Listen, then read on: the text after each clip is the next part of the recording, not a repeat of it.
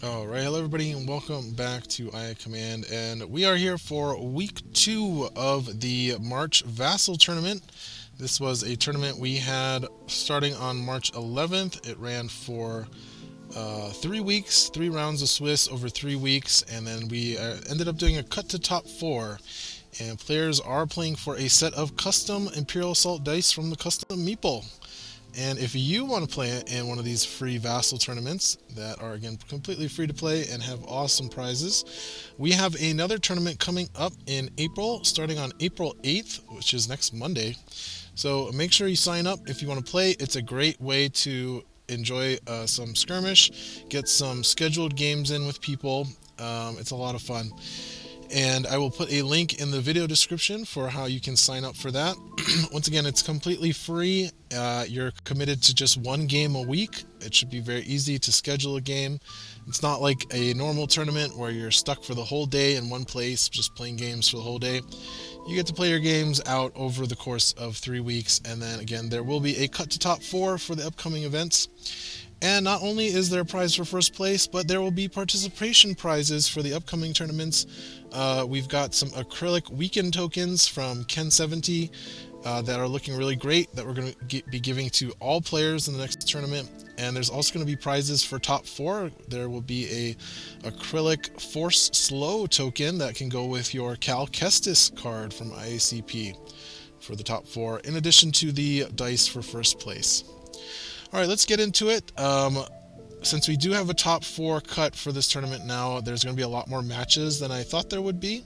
So I think I'm just going to do 2 games from round 2, and then I might actually just skip to the top 4. I'm not sure yet. But we're going to cover 2 games from round 2 here, and the first one is going to be with Cyklop, who we've already seen in a previous game. Against Christian, playing the Vader with Royal Guards, Thrawn, and officers. And he is playing against Josh, who is bringing back the Weequays.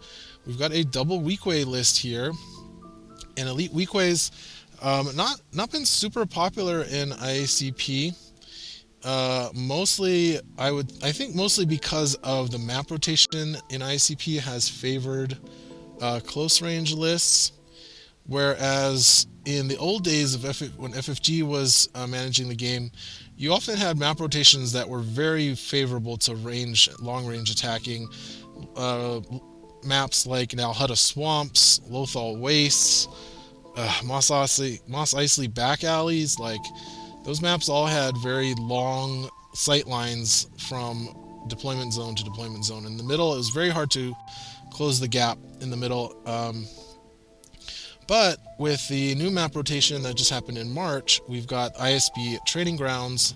We've also got Waska Hunting Grounds in rotation, and both of those maps are very wide open in the middle. There's not a lot of cover, so figures have to cross over some exposed area of the map to close the distance, and Weequays are very good at punishing that. So I'm not surprised. Josh has been doing quite well in the tournament with his Weequay list. But we are not playing on Waska, we're not playing on ISB Training Grounds. This is Coruscant Back Alleys, and this is a notoriously good map for for melee figures, and a hard map for ranged attackers like the Weequays. So it'll be interesting to see how Josh can navigate this map, and whether Vader can come out victorious by moving his way between these walls of blocking terrain to get up into Josh's figures. So we've got Josh. Looks like Josh has an initiative and chose the blue deployment zone, which leaves Cyclop with the red deployment zone. Josh has, it looks like, 8 activations. He's got, again, 2 Weequays, Jabba the Hutt, Onar Koma, Fennec Shand, who is new from Season 9, Bib Fortuna, and a regular Jawa Scavenger, so not the elite. It's just the 2-point Jawa. And we're playing on Propaganda War, one of my favorite missions in the game. This is the posters mission, so both players will remove a poster from the map that matches their color deployment zone. And you can flip a poster by spending 2 movement points while you control it, and then at the end of each round, players will gain VPs equal to the number of posters with their side showing on it. So let's see if they remember to remove the posters. Yes, they do. So Josh is going to be, interestingly, Josh is going to be Imperial posters, and looks like Cyklop is going to be the Rebel side of the posters, and again, it's just based on what your deployment zone color is. I believe red is Rebel and blue is Imperial. Yep, that's how it works. So Josh wants to flip to the Imperial side, and Cyklop wants to flip to the Rebel side. Alright, both players drawing cards. Looks like we're going to see Rule by Fear discarding Feint, a card that is great for brawlers against white dice. However, these Weequays are all black dice defenders, so I can understand why Cyklop would discard that for Rule by Fear. And it looks like we're starting off with an officer to give Vader 2 movement points. And going to play Planning to draw 2 more cards. Oh, Josh is going to negate it, though.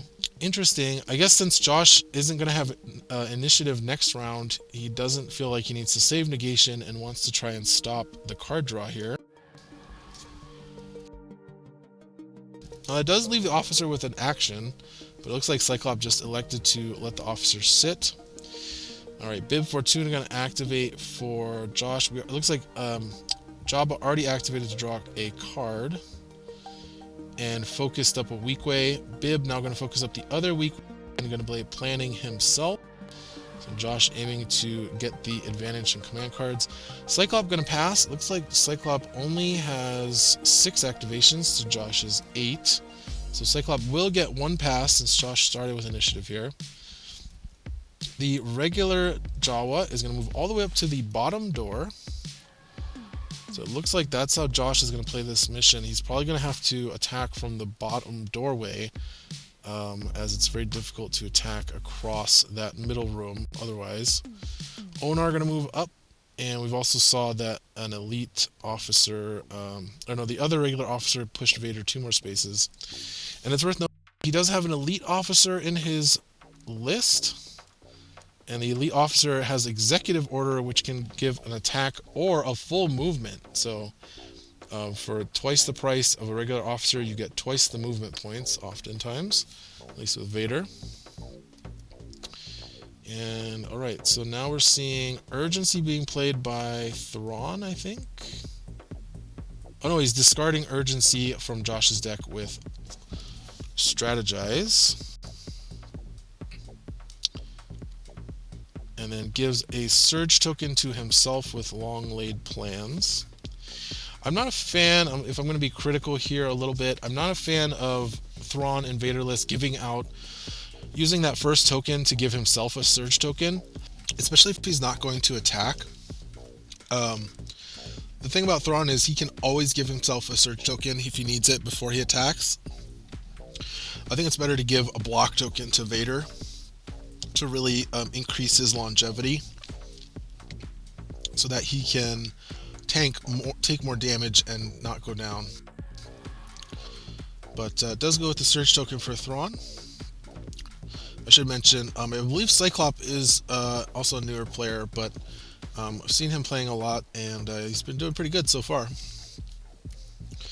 Alright, Greedo going to activate, going to move up. Yep, moving on to the left side of the terminal hallway into the room with the overpass and the bottom doorway. So Josh definitely positioning his figures to attack from this bottom doorway area, which I think is smart, because if you try to, against Vader, if you try to bunch all your figures up around the terminal here, Vader can totally get to you very easily with officer movement and then end of round attack. And then you've got Vader just swiping away at your guys. If Josh positions down here and doesn't open this door, it's going to be much harder for Vader to get to him.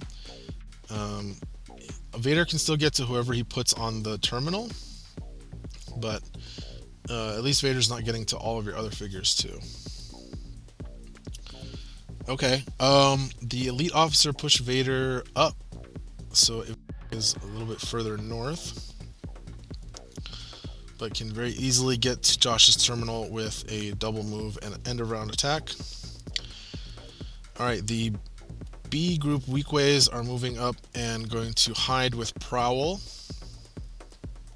And now the Royal Guards are going to move up. We're going to move one there in the corner of the middle room, the other one in the other corner up in the north hallway. Very safe spots, a lot of safe hiding places in the middle of the map on this mission to move your melee figures up into. And Royal Guards especially really good because they are 5 speed and reach, so 1, 2, 3, 4 can easily get into position to attack from their middle. Sometimes a little bit harder for speed 4 without reach, even on this map, but Royal Guards are really good for that reason.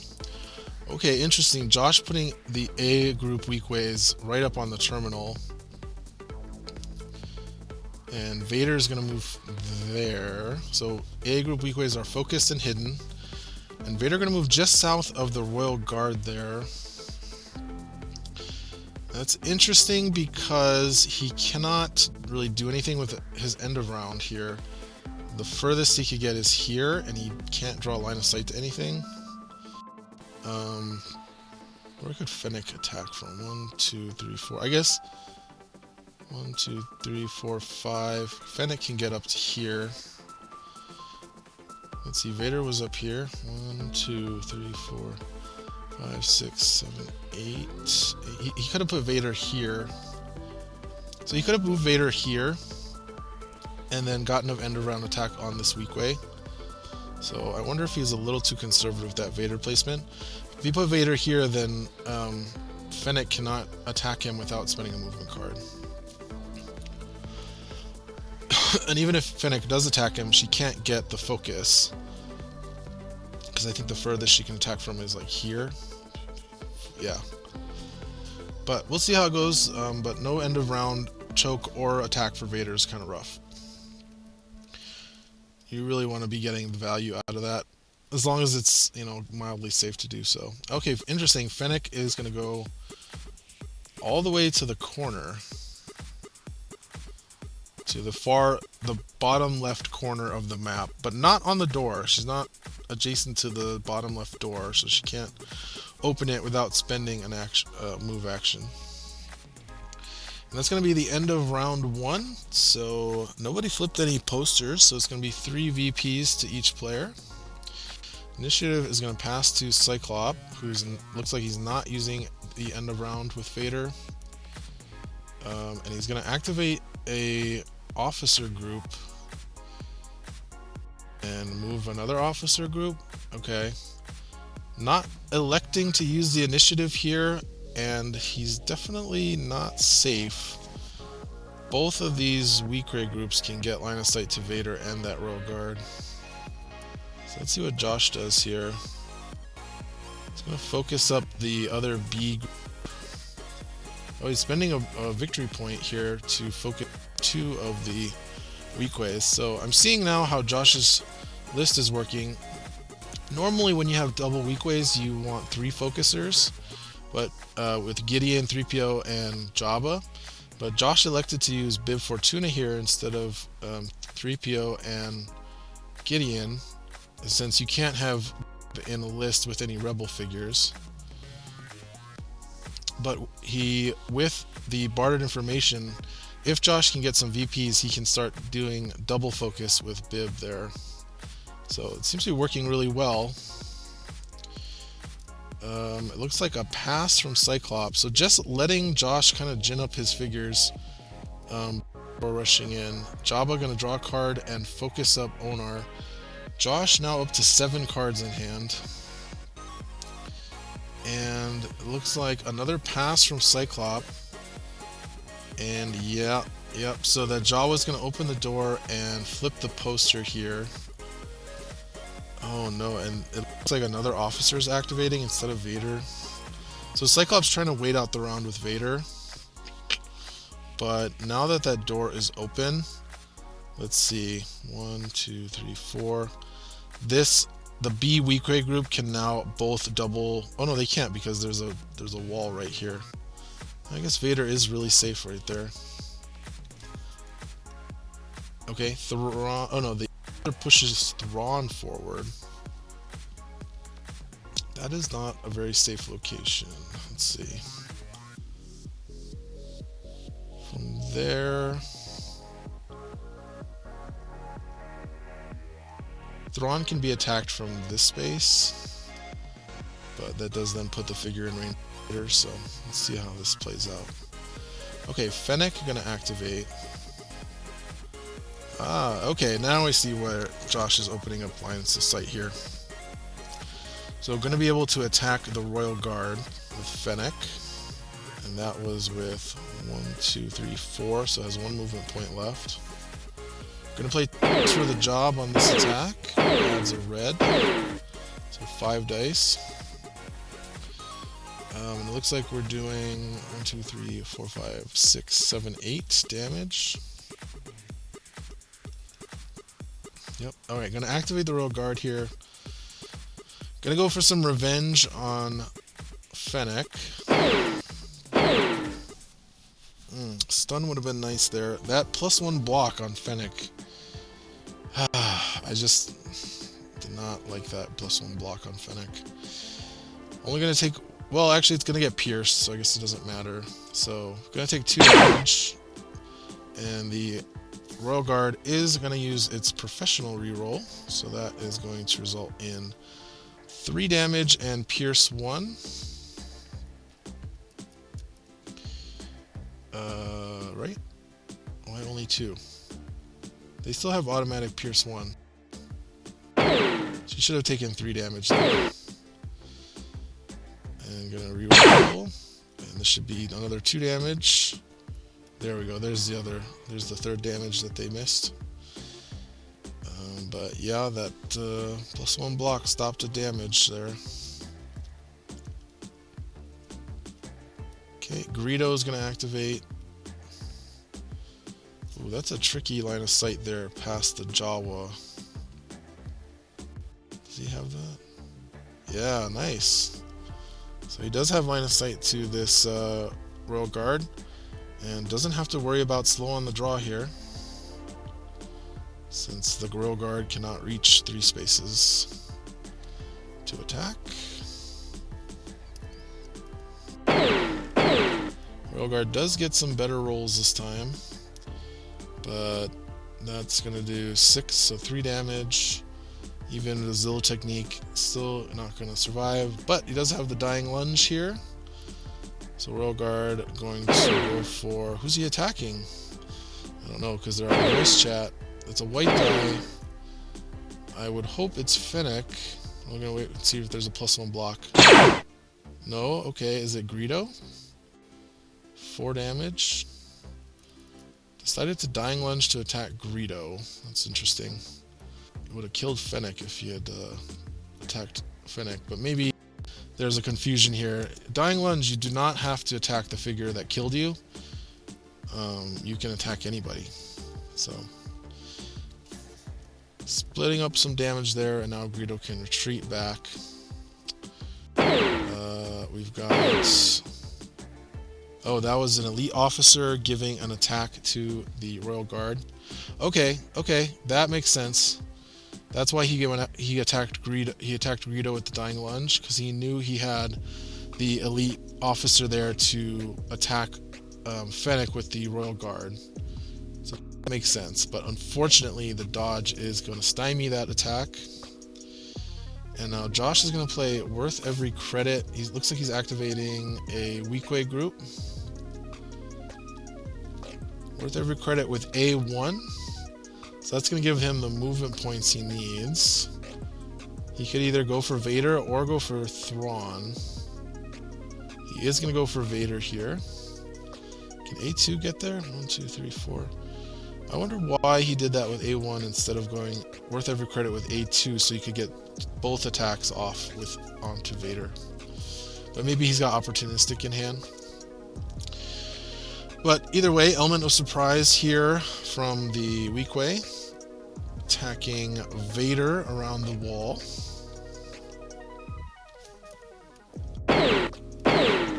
Means there's not going to be an Assassinate. Vader rolls the triple block anyway. And 1, 2, 3, 4, 5, 6, pierce 1. So it looks like 3 damage if Zilla technique gets exhausted. Oh, heightened reflexes.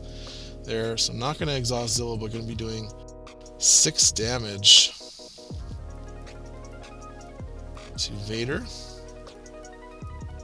Okay, and then able to move back. Okay, and then A2 just not going to attack.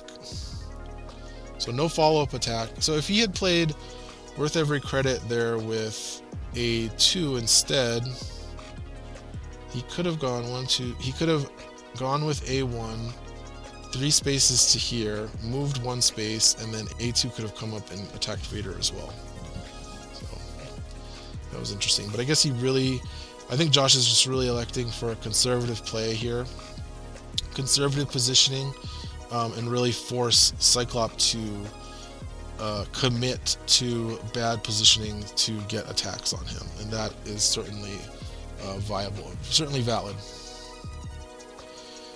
Opportunistic being played. Oh, I think this must be Thrawn discarding opportunistic with strategize, giving himself another surge token, which now he's got a surplus of surge tokens. I'm going to use Foresee to look at the top 2 cards of Josh's deck, see Celebration and Take Initiative.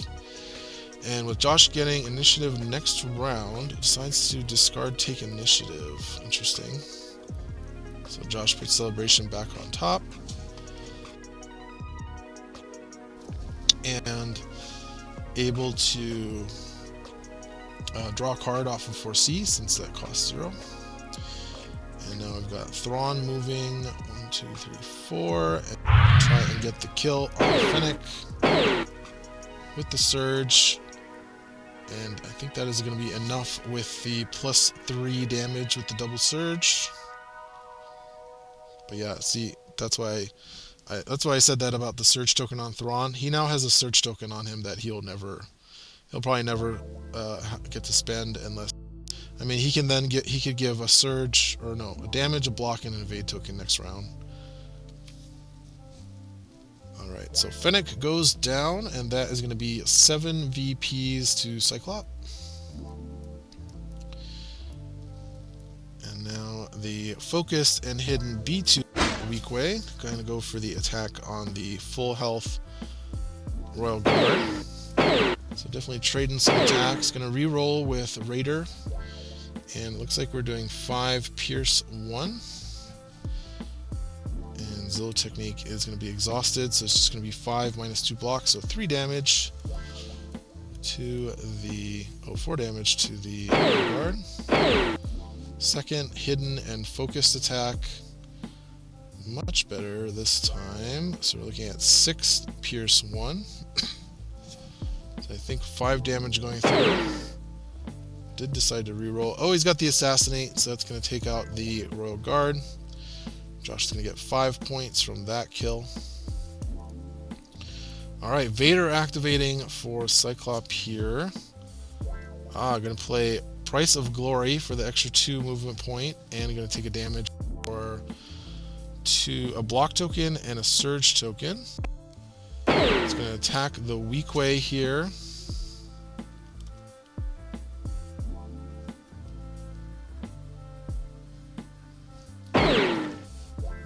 But he still has Onar to deal with as a linebacker. Focus Onar attack is going to hurt. So it looks like that is a dead Weequay. Reroll. That's dangerous because of the tough luck. Did he need that reroll? 1, 2, oh, because Onar. Yeah, he did. He did need that reroll. He was only going to do 4 damage because of Onar. So yeah, he had to reroll that. And that tough luck is going to get him. And now he's only going to be doing 5 damage, even without get down. But I think Josh will probably use get down on this. Oh no, he's just going to take the 5. That makes sense. And now focus Onar going to rush to push Vader 1 space, deal 1 more damage to Vader. And the focus Onar attack does get the block token. 3, 4, oh man, that's a good Onar attack. 7, 8, 9, 10. Oh no, there's no surge. So 6 damage to Vader. Vader's gonna reroll. Yeah, 6 damage. What's the parting blow from?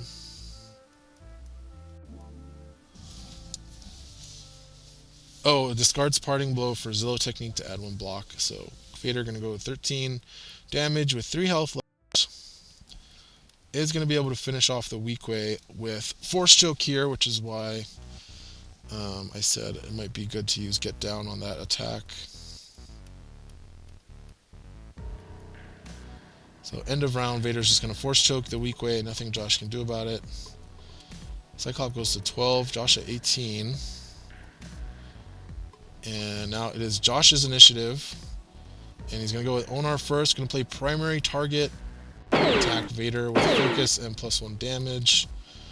Whoa, that's pretty good for Vader. Does he have enough though? 5, 6, 7, 8, 9. He's taking 4. He needs to reroll. And he doesn't get it. Yeah, if he had gotten the double triple block and then Zillow, he would have survived that. But he would have still died to rush, so Vader goes down, and the celebration that was not discarded from the top of Josh's deck is going to get him 4 more VPs. So that's going to be, Vader is 18 minus 5 for Driven by Hatred, so he's 13. Celebration is going to make it 17. It's going to put Josh at 35 points. And now Cyclop is going to have to play, basically can't lose any more figures, except for maybe officers. But even if he loses an officer, then he'll lose end of round to the objectives. So it's going to be pretty rough for Cyclop to come back here. He does have Thrawn, but he's already lost both of his Royal Guards. And there's not much Thrawn can do. The Elite Officer is going to give an attack on this Jawa. Okay, he did have the Surge Token, but not going to use it. Jawa's going to go down. Cyclop is going to get 14. Alright, I retract my statement about the Surge Token. This Elite Officer is throwing me off, but it looks like he can make use of those extraneous power tokens through the Elite Officer. But now Thrawn's kind of just a sitting duck. And Greedo's going to go ahead and flip the poster. Okay, Thrawn's going to activate. Ooh, he's going to play Wild. Oh no, he's discarding Wild Attack from Josh's deck with Strategize. Josh down to just 1 card in his deck. His hand is empty. I'm going to Strategize. I'm going to flip a poster. So he's got 0 movement points left. Spends the power token. Attacking the Weequay. He's got the surges he needs for the +3. I think, let's see, does he have enough? 7 minus 2? No. No, he's only doing 5 damage. Needed 1 more. Okay, and Bib.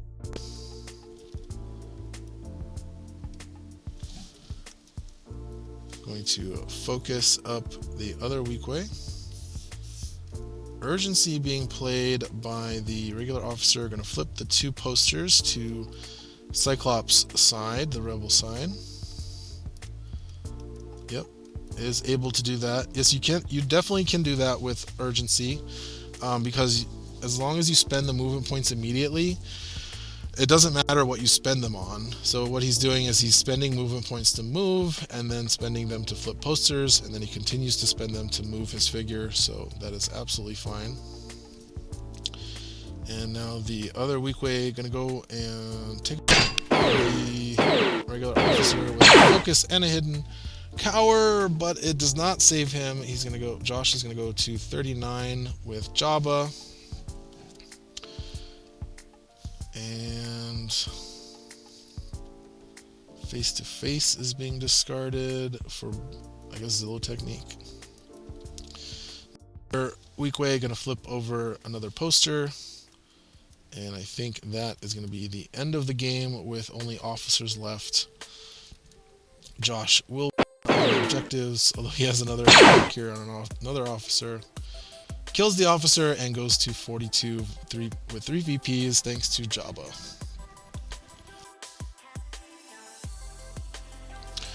Alright, so we saw the power of the Weequays there.